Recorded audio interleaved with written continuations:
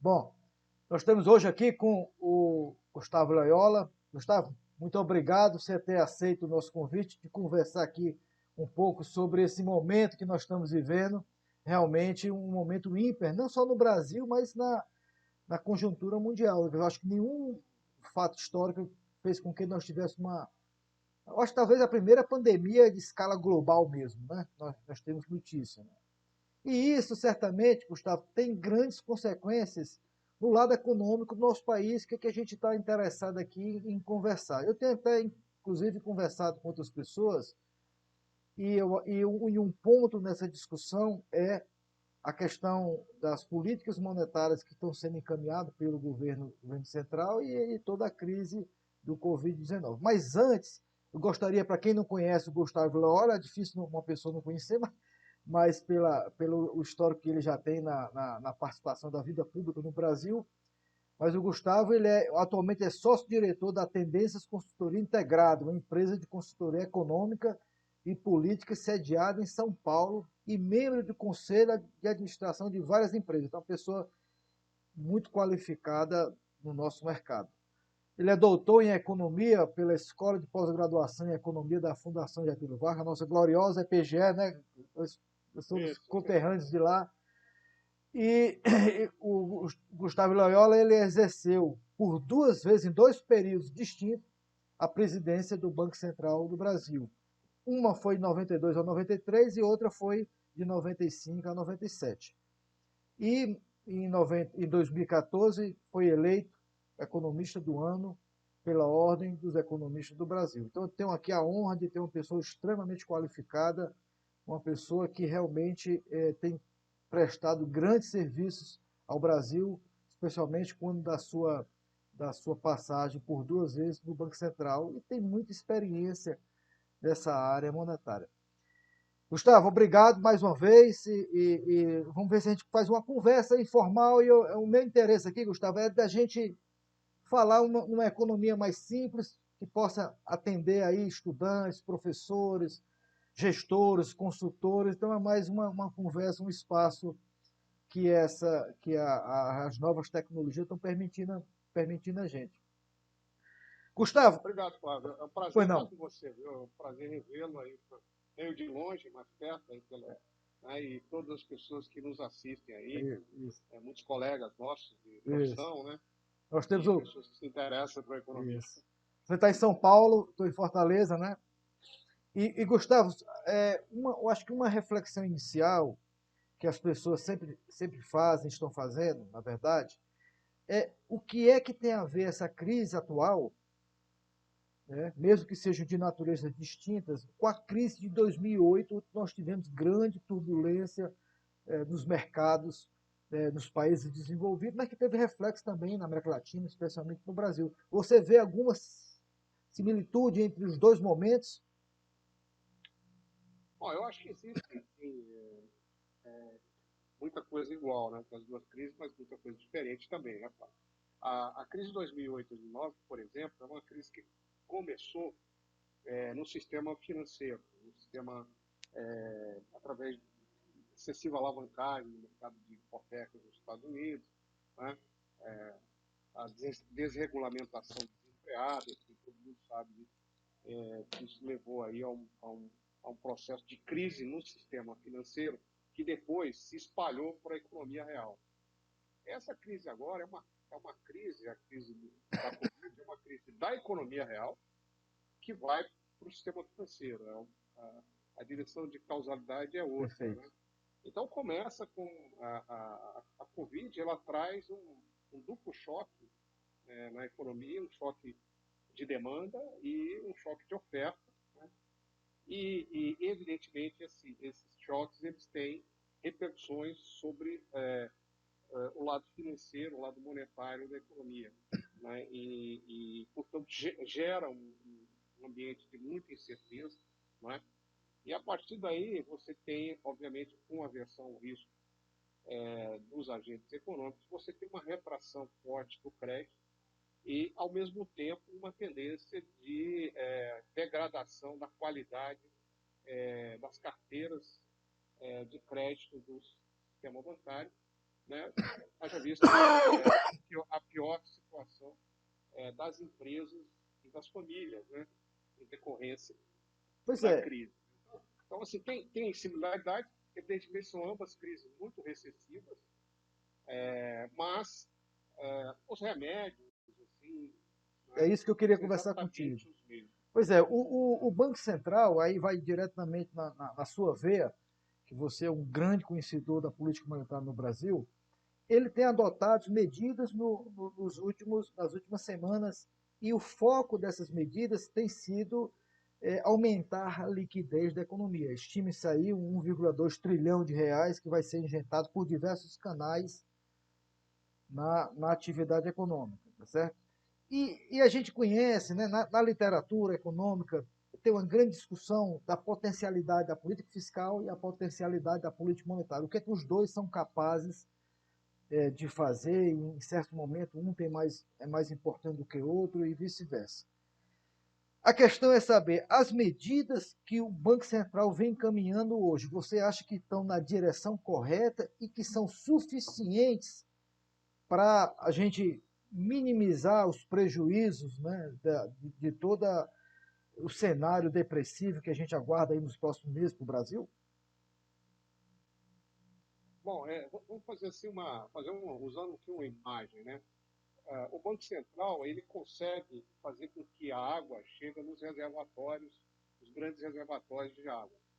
Mas o grande problema é como fazer essa água chegar lá na torneira, lá nas casas. Perfeito. Certamente, se os reservatórios estivessem vazios, não adiantaria você abrir a torneira, porque não vai Sim, sair água nenhuma. Mas não necessariamente você tendo um reservatório cheio, a água vai jorrar lá nas torneiras. Então, o que o Banco Central fez, basicamente, foi injetar liquidez geral no sistema, em primeiro lugar, através da redução dos compulsórios, né? E também Gustavo, só um instante, como é que os compulsórios têm efeito na liquidez? os compulsórios, quer dizer, como o compulsório, através da liberação dos compulsórios, o Banco Central devolve recursos para o sistema bancário. E uma das atitudes que o sistema bancário tem diante de uma crise dessa é de aumentar a sua liquidez. Eles querem ficar mais líquidos, eles querem se precaver mais contra esse risco de perda de liquidez. Então, e os bancos fazem isso de algumas maneiras, eles aumentam a captação, mas outra maneira que eles fazem é diminuindo a concessão de empréstimo Tá, ou renovando, né, um volume menor de empréstimo, o que gera um corte do crédito, uma redução do crédito disponível. Então, quando o Banco Central ele dá essa liquidez para os bancos gerenciam melhor a sua liquidez e, com isso, exercem uma pressão menor. O crédito, eles restringem menos as linhas de crédito, podendo, inclusive, aumentar o crédito. empréstimo, Né? isso. Quer dizer, esse ele lida com o risco de liquidez, não Tá. com o risco de crédito, que é outro tipo de risco, e que aí a atuação do Banco Central é um pouco mais restrita. Né? O Banco Central ele não tem ferramentas para aumentar a vontade dos bancos, o apetite do risco dos bancos para ter risco de crédito no momento em que a economia começa a passar por dificuldades. A gente sabe que os bancos eles têm uma atuação procíclica. Né? Normalmente eles são mais restritivos em situações macroeconômicas mais difíceis e tendem a expandir o crédito quando a situação macroeconômica é melhor, quando o país está crescendo, tem otimismo, todo mundo investindo. É justamente aí que os bancos gostam, né, vamos dizer assim, de emprestar. Eles se restringem mais quando a economia está deprimida, né, ou está com uma crise. Então, o Banco Central ele adotou essas medidas, ele tem buscado facilitar aos bancos lidar com a liquidez. As medidas que o Banco Central adotou também ajudam as instituições menores, né, porque neste momento de crise há uma tendência da chamada flight to quality, né, fuga para ativos menos seguros. arriscados e que beneficia os grandes bancos em detrimento dos menores. Então, o Banco Central também tem agido para assegurar que a liquidez se distribua entre todas as instituições financeiras. E Os empréstimos com debêntures, né? exatamente. Aí existem outras linhas mais específicas que têm a ver com fazer o dinheiro chegar em nichos específicos do mercado. Então, e aí tem essa linha que o Banco Central vai colocar em marcha a partir daí isso foi viabilizado por uma PEC, que o Banco Central vai poder adquirir créditos privados. Privados. Né? Então, com isso, o Banco Central ele faz uma injeção de liquidez mais direcionada para o crédito, né? Evitando o tão falado aí, o empossamento da liquidez. A liquidez não fica retida nos bancos. E nisso tem uma lição importante de 2008, 2009, quando os bancos centrais começaram a fazer isso, principalmente o Fed, com os problemas que surgiram no mercado de hipotecas. Havia um risco do mercado de hipotecas simplesmente acabar nos Estados Unidos, você ter um número muito maior de pessoas no meio da rua pela retomada de crédito dos bancos, etc. Então, o Fed ele direcionou parte dos recursos lá em 2008, 2009, justamente para ajudar esse mercado. Então, aqui o Banco Central ele pretende fazer a mesma coisa. Outro aspecto, aí saindo um pouquinho do Banco Central, Flávio, mas ficando na questão do crédito, eu acho muito importante essa linha de crédito que foi desenvolvido aí, em que o Tesouro Nacional vai garantir até 85% do risco, né, de crédito dos bancos para as empresas pequenas pagarem a sua folha de pagamento, né, o total da folha de pagamento de 2 meses. E depois dando 36 meses para pagar isso. Acho que é importante isso, porque ajuda as empresas a passar por esse período aí, ao tempo em que também preservam os empregos, né? Nesse momento aí, ajuda a preservação da renda. Deixa eu te fazer uma reflexão. Se, por um lado, o Banco Central tem a preocupação legítima de aumentar a liquidez, é preciso que também tenha o tomador. Porque não adianta também ele ofertar, né, liquidez se não tem do outro lado quem vai tomar recursos. E parece que a preocupação hoje do empossamento é realmente facilitar facilitar a tomada do crédito. Né? Então, você acha que isso é um problema ainda a ser resolvido? Não, sem dúvida, né? A gente estava falando basicamente pelo lado da oferta, mas existe o lado da demanda. Acho que, assim, a hipótese é que o que acontece nesse momento? Né? A gente pode dividir as empresas em dois grandes grupos. Tem um grupo que são de empresas que têm acesso à liquidez, são empresas que têm linhas de crédito disponíveis, enfim, o que elas fazem? Elas sacam dessas linhas de crédito e ficam com um caixa mais elevado. Okay. Então, elas se protegem e elas demandam esse crédito justamente para fazer esse colchão de liquidez. Tem um outro grupo de empresas que, na realidade, eles não têm crédito, e o tipo de crédito que elas têm é muito associado à própria geração, à própria atividade da empresa. Por exemplo, tipicamente aquele crédito que é dado com a garantia de recebíveis. Empresas, o comércio tem muito disso, ele gira o crédito em cima tem os cartões de crédito, Tá. né? Então tem ele gira em função daqueles parcelados sem juros e tudo para os clientes. Então ele vai girando ali a sua atividade. Quando há um declínio abrupto das vendas, ele perde esse acesso a esse crédito e continua com seus custos envolvidos. folha de pagamento, né, aluguéis. Então, por isso que assim, essa crise ela tem que ser enfrentada de várias maneiras, mas eu acho que uma das diferenças mais fortes entre essa crise de 2008 e 2009 é que nessa crise é mais evidente a necessidade de recursos fiscais do que em 2008 e 2009. E aqui recursos fiscais vão desde uma prefeitura dar o prazo para o recolhimento do IPTU, ou do imposto, uma taxa municipal, passando também para o governo federal dando prazo para o recolhimento de tributos, até mecanismos de transferência de renda, né, para as famílias, como esse de R$ 600 aí, que está sendo implementado, passando por esse mecanismo também de garantias do Tesouro. Né? E veja bem, nesses empréstimos de folha de pagamento, e veja bem, outros países foram muito mais generosos, né? a fundo nisso, né? Por exemplo, para citar o Reino Unido. O Reino Unido, o Tesouro assumiu, de fato, o pagamento das folhas de salários ao mesmo tempo.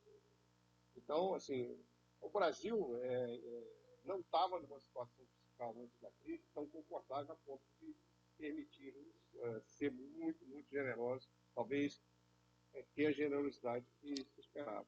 E aí eu volto na sua pergunta, se é a questão da suficiência exatamente. que tem sido feita. Eu acho que provavelmente não. Provavelmente algumas outras coisas terão que ser feitas. Mas eu diria assim, tem muito de experimentação nessa crise. Eu estava no Banco Central quando nós tivemos aí praticamente uma crise bancária, e uma lição que eu trouxe de lá foi isso: você nunca está exatamente preparado para a crise. Você lê nos livros uma série de coisas de crise, de outras crises que aconteceram, te ajuda para boa, você saber mais ou menos como se conduzir, mas na realidade cada crise é uma crise, cada situação de crise Tem é uma essas situação peculiaridades, né? E essa, principalmente, né, como você mencionou no início do nosso papo, a última vez que a humanidade teve uma pandemia de tal gravidade foi em 1918, 1919, com a gripe espanhola. Depois nós tivemos algumas epidemias de menor impacto, né, a SARS, a MERS, né, e tal, mas a própria Ebola, mas não com esse impacto dessa crise da Covid.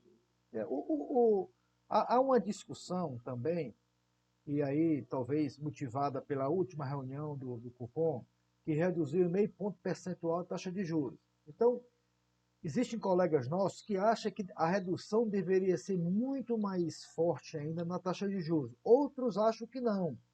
Diante das incertezas ainda fortes para o futuro, há necessidade de um pouco de cautela. Né? Onde é que você se coloca, Gustavo, nesse debate atual?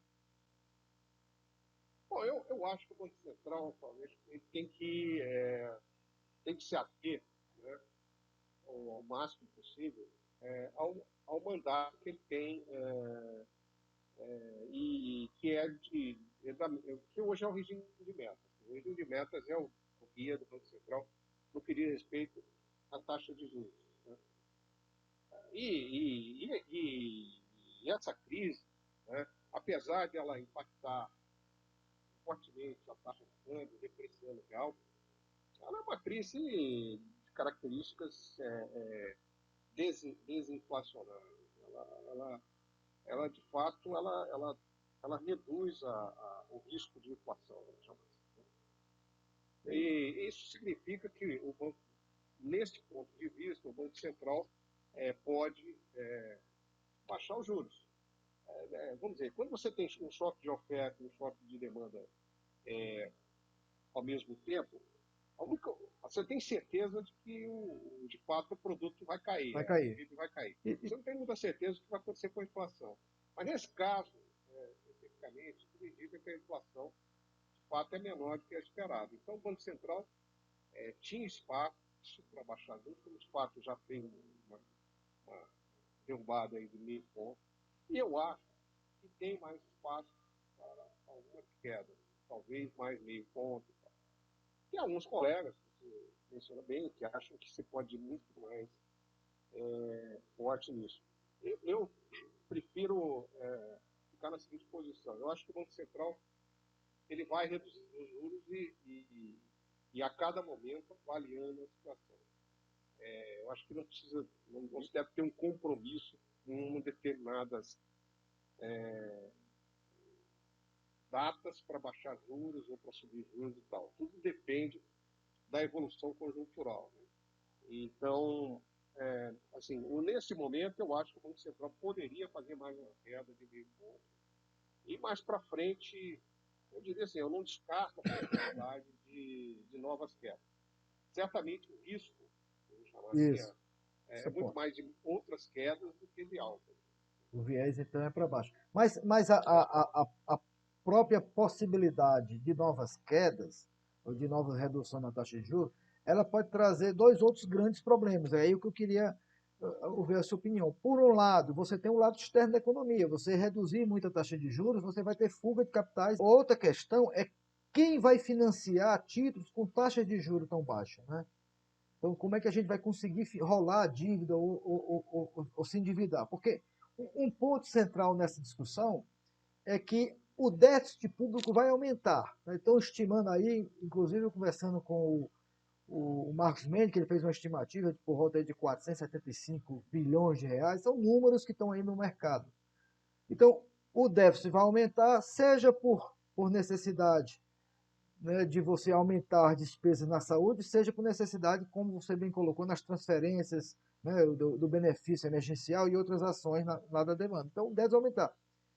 Como é que eu vou financiar esse déficit, né, a mais? Eu vou emitir moeda, se eu emitir moeda, eu vou lá, estou indo de conta com metas de inflação. Se eu posso emitir mais dívida, ou posso aumentar os impostos, ou uma combinação disso. Quer dizer, uma arquitetura, Gustavo, vai ter que ser desenhada nessa transição aí para os próximos meses, que tem reflexo aí lá na frente. E como é que você acharia que isso deveria ser pensado? Eu sei que é uma pergunta complicada para a gente fazer agora, mas como é que você acha que isso seria o melhor caminho a gente tomar aí nesse momento, né? Assim, certamente a crise, ela está impondo aí um déficit primário esse ano muito maior do que se esperava, e a consequência disso vai ser que a relação dívida-PIB vai ficar maior do que se esperava, né? E certamente, mais para o futuro, nós vamos ter que lidar com essa situação. Eu acho que só um detalhe, agora você imagina que o distanciamento social, o isolamento, mesmo com as consequências econômicas que isso pode trazer, você acha que é a posição correta? Eu acho que é a posição correta, né? Não sou médico, mas a gente tem oportunidade de ler aí o que se tem dito e tal. Eu acho que não existe hoje nenhuma outra maneira, ou não existe uma maneira melhor de lidar com isso. Me impressionou bastante o colapso rápido do sistema de saúde na Itália e mesmo na França ou na Espanha. Quer dizer, a gente é acostumado com a ideia de que esses países têm sistemas de saúde pública muito bons, né? Universais, um atendimento, boa medicina, né? Então, isso impressiona muito. E o risco que a gente corre no Brasil, quer dizer, com as nossas dificuldades que nós temos no SUS, né? Com a nossa distribuição de renda, com a nossa desigualdade, questões de moradia muito sérias e tal, como que isso poderia repercutir no Brasil caso, né, se repetisse a situação italiana? Seria uma desgraça humana e uma desgraça social também, política, né? Então, esse é um risco muito grande, a meu ver. É difícil correr esse risco, é difícil ter apetite para correr esse risco. Então, eu acho que os nossos governantes que que aderiram à ideia do distanciamento social, estão corretos.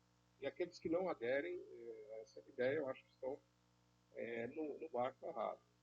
E como eu até apontei no artigo que eu escrevi para o Valor, aí saiu segunda, eu falei assim, olha, e além disso você tem na economia, do lado da economia, instrumentos para mitigar, vamos dizer, mitigar os problemas para as famílias e as empresas. Nesse momento, não tem quem deixe de defender a ideia da expansão do gasto público e da expansão monetária. Você tem que usar ambas políticas fiscais e monetárias de uma maneira forte, né, para lidar com o problema. Mais tarde, a gente vai atrás das consequências. E tem uma questão importante que até foi vamos dizer assim, mencionada de uma maneira muito forte pelo secretário do Tesouro, o Mansueto, né, que falou assim, olha, o segredo aqui era nós aumentarmos o gasto, um gasto temporário. Não é o momento de criar despesa permanente no setor público. Precisa, lá na frente, retornar ao padrão de despesa compatível com as nossas possibilidades. Né? Eu acho que, de certa forma, isso se aplica à política monetária. É até mais fácil na política monetária transmitir essa ideia de transitoriedade. E uma lição que a gente teve na crise de 2008, 2009, Flávio, foi o seguinte: a reação do governo brasileiro, naquela época, o governo do presidente Lula, à crise de 2008, 2009, a reação do Banco Central, então presidido pelo Henrique Meirelles, foi correta. Quer dizer, pode se criticar uma ou outra coisa, mas houve expansão, houve uma redução dos juros, expansão das operações do BNDES, enfim, uma série de medidas que foram contracíclicas e que foram boas. Agora, qual foi o problema? Essas medidas continuaram nos anos seguintes. E aí nós perdemos o controle do fiscal nós criamos aquela enorme dívida do BNDES com o Tesouro, cara, que foi com taxas ultra concessivas, né? E aí foi o descontrole fiscal que acabou sendo o próprio fim, vamos dizer assim, da ex-presidente Dilma, do ponto de vista político. Né? Então, acho que nesse momento a gente não pode repetir aquilo.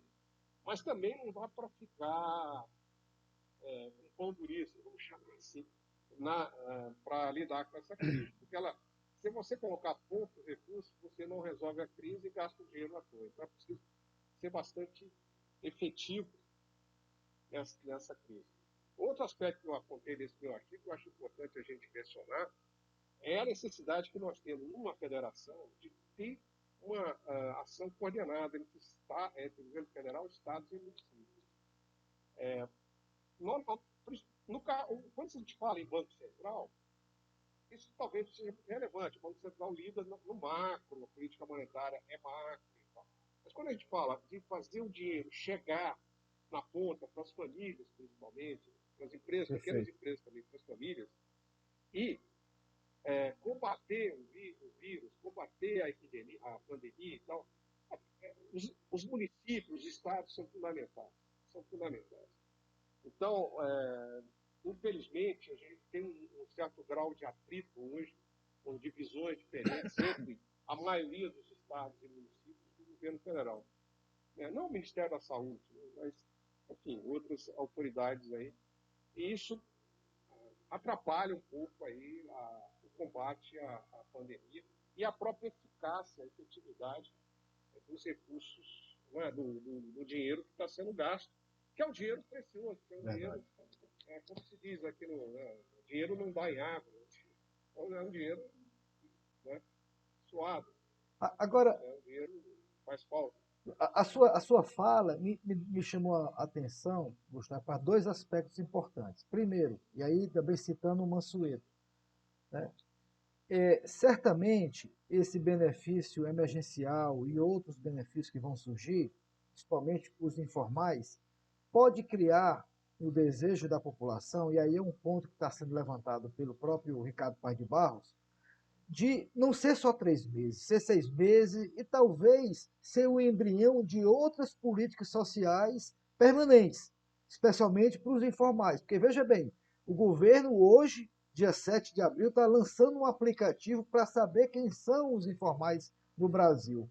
Esse cadastro, essa base de dados, já era para ter sido, né, construída há muito tempo. Quer dizer, no Brasil, na facilidade que hoje nós temos na revolução digital, facilmente a gente. Então a gente está atrasado na construção de bases de dados. Avançamos com o Bolsa Família, o Cade Único, depois parou, nós não tivemos essa melhoria. Então, o benefício emergencial ele pode estimular políticas sociais permanentes e aí alguma outra coisa vai ter que ser sacrificada, porque não dá para colocar uma nova política sem tirar dinheiro de outro canto. A segunda questão, também que está relacionada, é que você deixou entender que o tamanho da transição vai depender do tempo que nós formos ficar em quarentena. Se for demorar 6 meses é uma coisa, se for demorar um ano é outra coisa. E mesmo que libere as pessoas para ir para o shopping comprarem, a desconfiança da população não vai trazer a demanda de volta. Então, essas duas questões, elas são complexas para serem pensadas nesse cenário.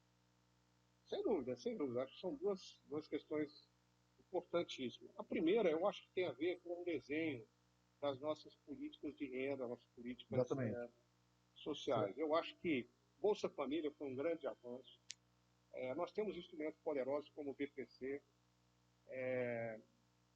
Há programas interessantíssimos de estados e municípios. Mas a gente não tem, eu acho que falta aos governos no Brasil, e eu acho que o governo federal que deveria liderar isso, uma visão mais holística, mais completa sobre a necessidade das famílias. Né? Perfeito. Então você tem famílias, por exemplo, que eventualmente Perfeito. recebem o Bolsa Família, que tem algum programa do município, por outro lado ele tem lá, ele depende da escola, da merenda escolar, ele depende de uma outra ajuda para transporte e tal.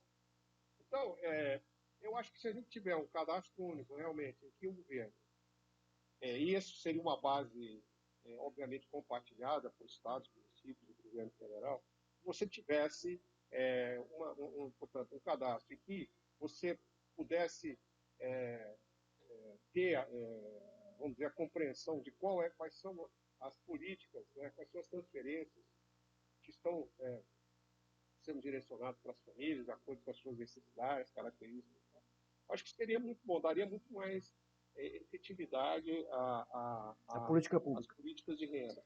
Um país como o Brasil, eu sempre digo o seguinte, um país que tem alta, elevada desigualdade como o Brasil, a gente tem que, ao mesmo tempo, como se diz na gíria, assobiar e chupar cana, no sentido de que a gente precisa ter políticas que mitiguem essa má distribuição de renda, e não adianta só com promessas para o futuro, mas certamente a gente precisa ter essas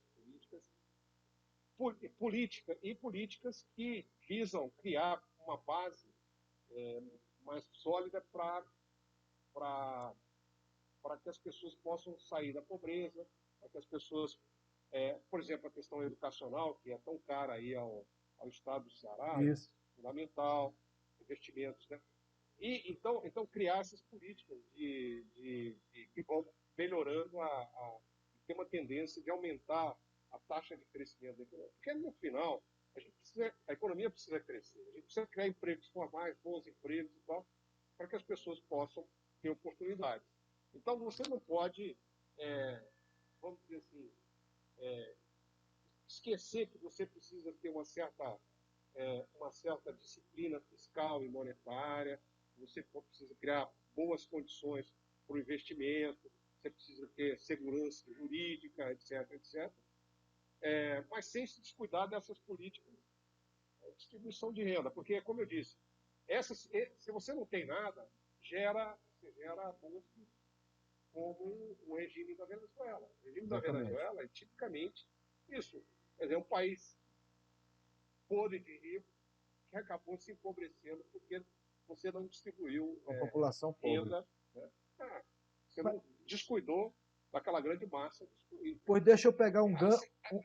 Segunda coisa, eu posso... Assim, claro. Tem um aspecto importante, que é a segunda, é que ninguém sabe como é que a gente vai sair dessa crise. Se vai ser uma recessão tipo IV, né? Uma saída tipo IV, uma queda, ou uma curva mais prolongada. Tudo, quer dizer, especula-se que pode ser em V, mas no caso do Brasil, eu fico com uma certa pulga atrás da orelha em relação a isso, que a gente já vinha com dificuldade para crescer, né, antes da crise da Covid. A gente não conseguiu ainda se recuperar da recessão lá da época do final do governo Dilma. Né? Pois é, essa. E aí você teve no Banco Central, e aí você falando de distribuição de renda, me veio uma questão. Você teve na presidente do Banco Central por duas vezes, em 92, 93, depois em 95, 97. E é um período muito difícil da economia brasileira de montar a estabilização econômica e a inflação galopante que você tinha. E aqueles instrumentos, quer dizer, que foram usados para reduzir a inflação, acabou se tornando muito efetivo no Brasil. Inclusive, a inflação é o pior inimigo do pobre. Vocês conseguiram, você particularmente pilotando o Banco Central, ajudando a construir todo um conjunto de novas ações, ajudou, né, a estabilizar a economia, e isso tem um impacto na renda dos mais pobres. Você acha que nós temos risco, né, de, junto com as dificuldades que nós estamos passando atual, mas nós vimos num processo de reforma da Previdência já tinha sido aprovada, íamos encaminhar na reforma tributária, a PEC federativa, uma série de ações que deveriam ser feitas para aumentar a produtividade e evitar que a gente possa ter uma escalada inflacionária no futuro, mas tudo isso foi, vamos dizer, atingido, né, por esse meteoro que desorganizou muito agora o pensamento, como você colocou. Tem que resolver a questão agora para depois pensar no futuro. Meu medo é que essa memória das reformas se perca, né, na preocupação emergencial legítima, mas que a gente não tenha condições de, ou se voltar, vai voltar lá atrás, começando tudo de novo. Você vê essa dificuldade? Certamente, eu acho que existe essa dificuldade. Eu acho que, evidentemente, que a agenda do Congresso foi virada de cabeça para baixo. Né? Não que as medidas que estavam na pauta sejam desnecessárias, não é isso. Mas é que surgiram novas prioridades. Então, o risco que nós temos, né, é justamente a perda do timing, né, do tempo para essas reformas. Nós vamos ter, no segundo semestre, se tudo se normalizar, eleições municipais, né, e evidentemente, a classe política vai estar voltada para as eleições. E, enfim, provavelmente esse ano vai ser muito difícil, né? Talvez no finalzinho do ano, se correr bem, você tem uma janela para tocar as reformas. E o ano que vem. Agora, eu acho que, assim, tem alguns fatores que eu acho que podem nos ajudar. Né? Eu acho que o primeiro é que as reformas, vamos dizer, a classe política já percebeu, né, uma parte importante dela, que a situação fiscal do Brasil já estava de uma maneira inadministrável, inclusive porque muitos desses parlamentares foram ou querem ser gestores. prefeitos e governadores. E conversam com prefeitos e governadores, eles sabem claramente que medidas são necessárias como a reforma da Previdência, como a flexibilização do regime dos funcionários públicos para dar maior flexibilidade, enfim, o Pacto Federativo. Né? Então, tem uma série de questões que precisam ser a reforma tributária, todo mundo que passou por uma secretaria de Fazenda sabe muito bem que o nosso ICMS está falido, que precisa mudar. Né? Então, assim, então tem uma percepção no Congresso, eu diria, favorável à reforma. Agora, é preciso que tenha liderança, né? Liderança do Executivo, liderança do Congresso, que juntem a tropa, vamos dizer assim, façam a tropa marchar na mesma direção. E isso eu acho que, infelizmente, a capacidade de articulação do governo Bolsonaro deixa a desejar, né? Então isso atrapalha. Agora, outra questão também que eu acho interessante, que é uma lição da época lá do governo do Fernando Henrique, que eu participei, é que, às vezes, as coisas avançam em períodos de crise. Isso. Em períodos de crise, se você tem uma boa liderança, você consegue que o Congresso aprove medidas que, muitas vezes, poderiam ter uma tramitação muito mais complicada, complexa, né? Em situações normais. Então, se você colocar diante do Congresso uma agenda correta, enxuta, pode ser querer abarcar o mundo todo, você pode sair dessa crise com alguns avanços importantes, inclusive na questão fiscal. Entendi. Inclusive na questão fiscal. Então, vamos dizer, uma questão de articulação e tal. Eu acredito que teria espaço para alguns avanços, sim. Por exemplo, eu vou citar uma coisa aqui que é micro, mas micro não, é importante, né? Que por exemplo, o Banco Central conseguiu, numa medida provisória, melhorar as garantias do sistema de cartão de crédito, quer dizer, as garantias que são dadas pelos recebidos de cartão.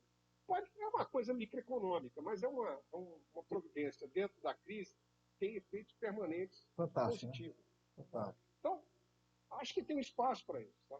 E a gente estava conversando antes de começar a gravar sobre efeitos da crise, e você já tinha nos brindado, né, que a ideia é a seguinte: essas tecnologias digitais, inclusive que a gente está conversando aqui, né, eu te confesso que eu gravava de uma outra forma, mas agora, dada a situação de quarentena que nós fomos obrigados a ficar, eu aqui em Fortaleza, você em São Paulo, na sua casa, a gente está tendo uma ótima conversa e muito esclarecedora, e que isso depois tem um benefício para muita gente que vai assistir, etc.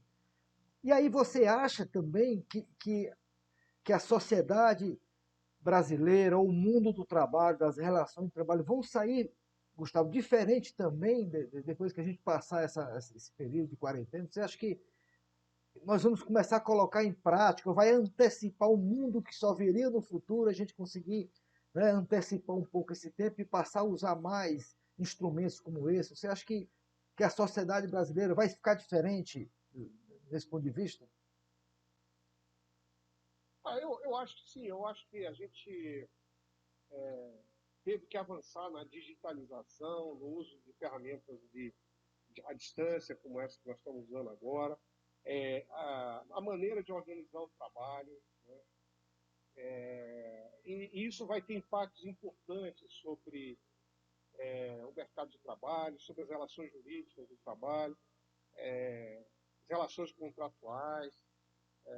Então, assim, eu acho que tem muita coisa que veio com a crise para ficar, né? E isso um sinal positivo.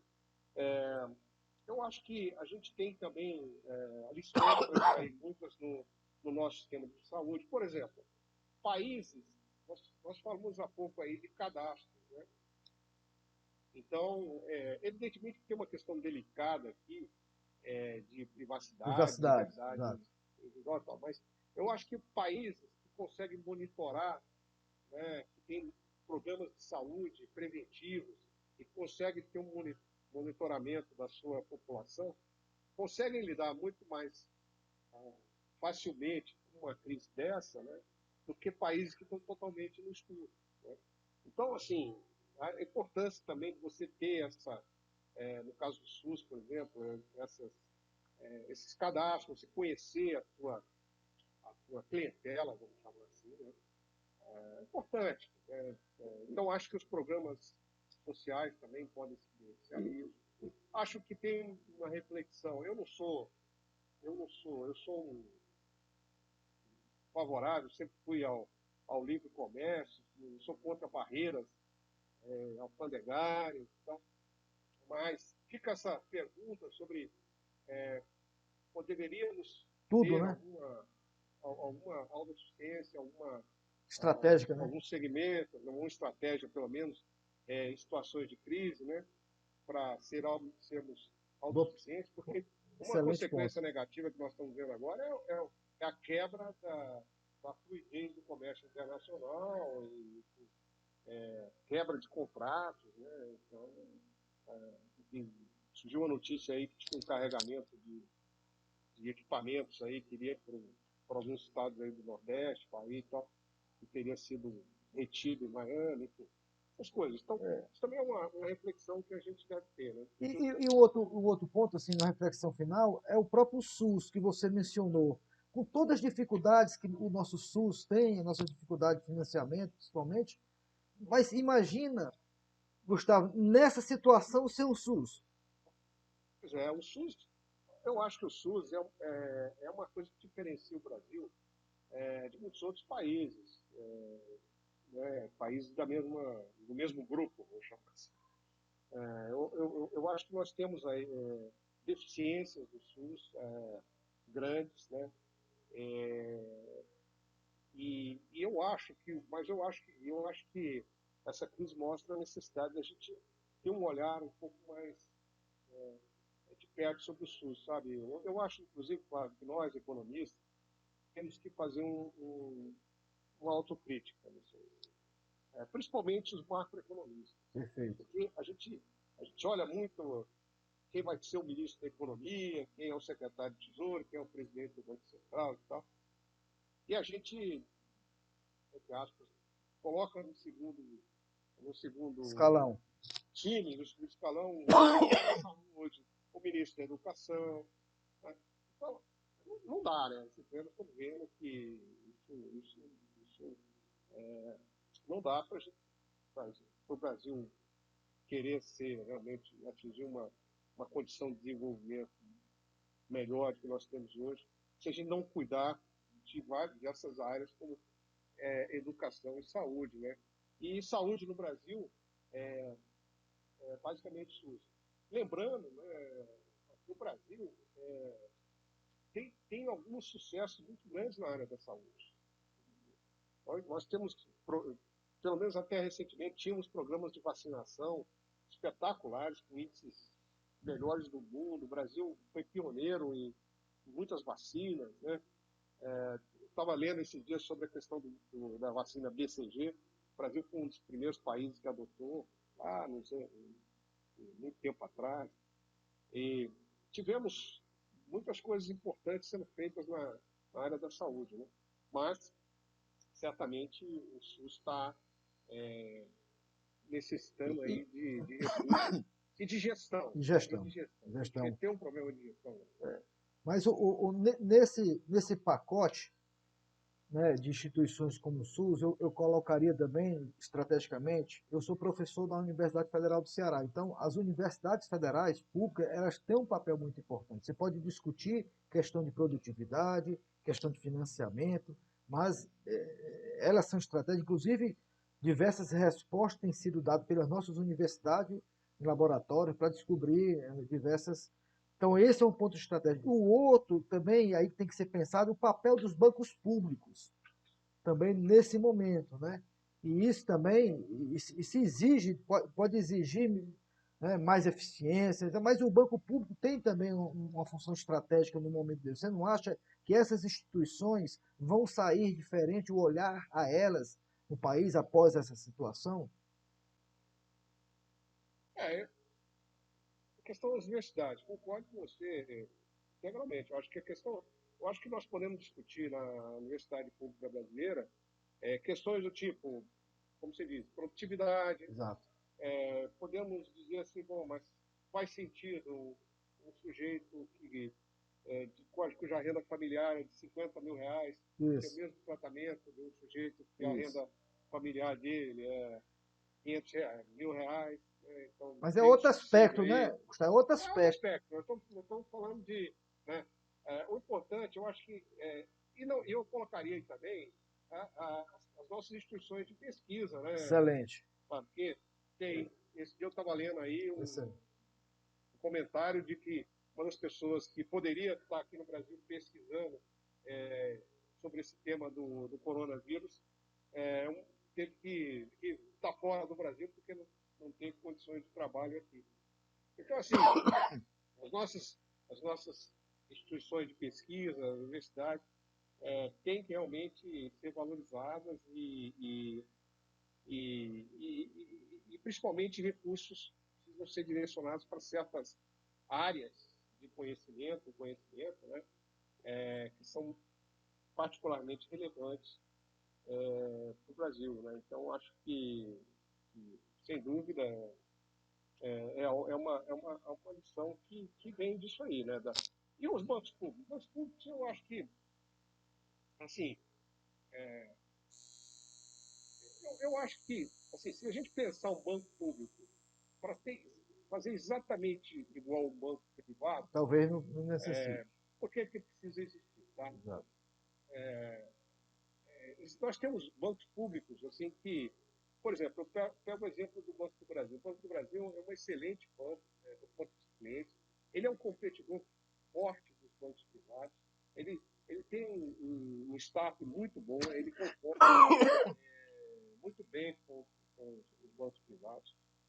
Mas, assim, se a gente pergunta qual é o produto que ele Diferenciado, né?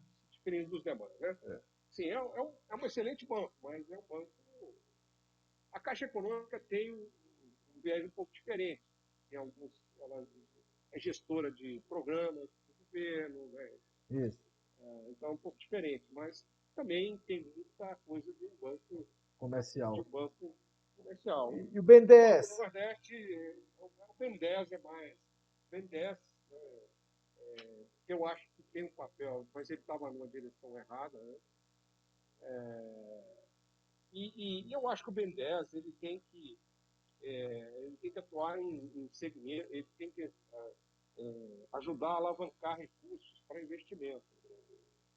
Não ele querer substituir o mercado privado, não apenas os bancos privados, mercado de capitais, não substituir, mas ajudar a alavancar recursos. E também investir em áreas que você tem externalidade. O retorno social é maior do que o retorno privado. Você tem vários segmentos, por exemplo, saneamento, né? Você precisa disso. Então, eu acho que os bancos públicos, ou eles não precisam ser públicos, ou eles têm que atuar em determinados segmentos. Agora, eu acho que uma questão importante nessa questão dos bancos públicos é que subsídios devem ser explícitos. E preferivelmente está no orçamento fiscal. Perfeito. Então, os bancos públicos podem ser agentes de programas do Tesouro. Excelente. Mas Excelente ponto. ficar com, muitas vezes, o uso pouco transparente dos bancos públicos gera não apenas ineficiência, má alocação de recursos, mas também até certos escândalos também, né? Porque você não tem controle do destino do dinheiro. Ok.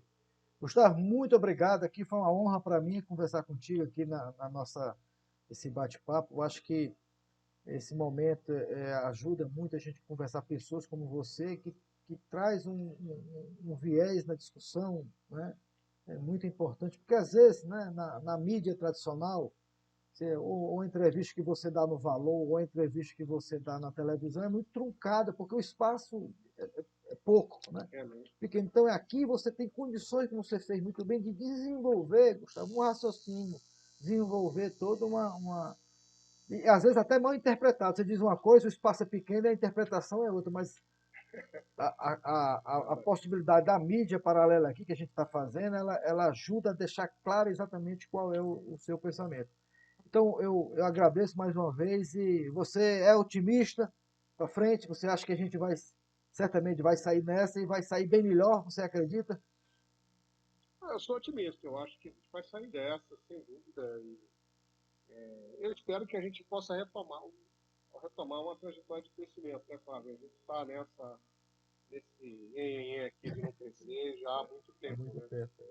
A hora que a gente esperava que a Aí gente vem fosse essa. sair do trabalho, não deu. Mas eu acho que, vamos ver, eu acho que tem muito a ser feito e quem sabe a gente vai conseguir avançar na agenda de reformas assim que essa tempestade passar, né? E eu agradeço você a oportunidade, eu também gosto muito desse tipo de formato, acho que é uma coisa, falando de coisas que vieram para ficar, né? Eu acho que isso aqui Exatamente. veio para ficar. Eu acho que a gente precisa realmente, eu acho que a oportunidade de você ter conteúdo na rede é importante, principalmente nesse momento. É verdade. E eu parabenizo você pela Ah, iniciativa. tá bom, obrigado. Então, até a próxima. Depois, se der daqui a uns meses, depois para a gente fazer um balanço do que a gente estava Boa noite. pensando e o que aconteceu.